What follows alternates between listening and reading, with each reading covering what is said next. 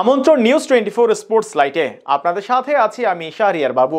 চলুন দর্শক জেনে নেই কেমন একাদশ নিয়ে মাঠে নামবে বাংলাদেশ। বিস্তারিত রিপোর্টের বাকি অংশে। এশিয়া কাপকে ঘিরে বাংলাদেশ ক্রিকেট পাড়ায় চলছে তুমুল আলোচনা। কে থাকবেন স্কোয়াডে, কারা বাদ পড়বেন, এই কৌতূহল এখন সমর্থকদের মুখে মুখে। এরই মধ্যে আলোচনার কেন্দ্রবিন্দুতে উঠে এসেছে তরুণ ওপেনার জিসান আলম। ঘরোয়া ক্রিকেটের পাশাপাশি অস্ট্রেলিয়ার মাটিতেও নিজের জাত চিনিয়েছেন তিনি। সাহসী ব্যাটিং আর লম্বা ইনিংস খেলার সামর্থ্য তাকে এনে দিয়েছে আলোচনার শীর্ষে। অনেকেই প্রশ্ন তুলেছেন, এবার কি তবে এশিয়া কাপের স্কোয়াডে দেখা যাবে জিসান আলমকে? বাংলাদেশের ওপেনিং জুটি নিয়ে অনেকদিন ধরেই চলছে পরীক্ষা নিরীক্ষা। তামিম ইকবালের অবসরের পর থেকে নির্ভরযোগ্য ওপেনার খুঁজে পাচ্ছে না দল। লিটন দাস কখনো ব্যাট হাতে জ্বলে ওঠেন, আবার পরের ম্যাচেই ব্যর্থ হন।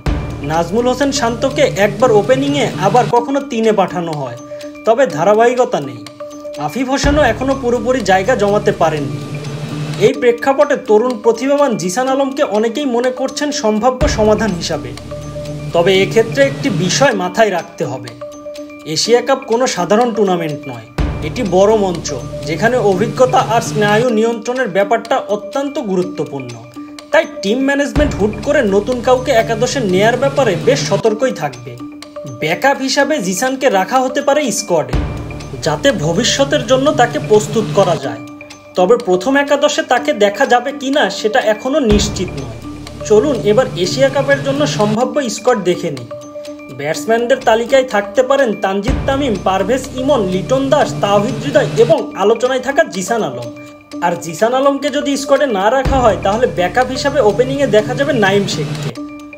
অলরাউন্ডারদের মধ্যে নিশ্চিতভাবেই থাকবেন শেখ মাহাদি হাসান, শামীম হোসেন পাটোয়ারি ও মেহেদী হাসান মিরাজ। এছাড়াও উইকেট রক্ষক ব্যাটার হিসাবে থাকবেন জাকের আলী অনিক, এবং তার সঙ্গে লিটন দাসও উইকেট কিপারে ব্যাকআপ হিসাবে থাকবেন।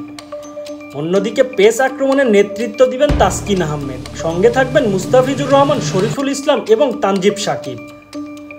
স্পিন বিভাগে আস্থা রাখা হতে পারে রিশাদ হোসেনের ওপরেই। সব শেষ আসি মূল প্রশ্নে, জিসান আলম কি স্কোয়াডে জায়গা পাবেন? বাস্তবতা হলো, ওপেনিংয়ের দীর্ঘদিনের সমস্যা মেটাতে বাংলাদেশ দল হয়তো এবার ঝুঁকতে পারেন নতুন কারোর দিকে। জিসান আলম সেই তালিকার শীর্ষে আছেন। তিনি স্কোয়াডে ঢুকতে পারলে সেটা হবে তার ক্যারিয়ারের জন্য বড় সুযোগ। তবে সরাসরি প্রথম একাদশে নামা একটু কঠিনই হবে। অন্যদিকে সমর্থকদের এক অংশ খুঁজছেন সাব্বির রহমানকে।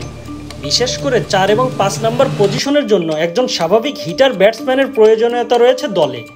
সেই জায়গায় সাব্বিরকে সুযোগ দিলে খুশি হবে পুরো বাংলাদেশ। সম্ভাব্য এমন একাদশ নিয়েই এশিয়া কাপে খেলতে যেতে পারে বাংলাদেশ। আর ক্রিকেট প্রেমীদের চোখ থাকবে একটা দিকেই, জিসান আলম এবং সাব্বির রহমানের দিকে। তারা কি এশিয়া কাপে বাংলাদেশের নতুন চমক হয়ে ফিরবেন?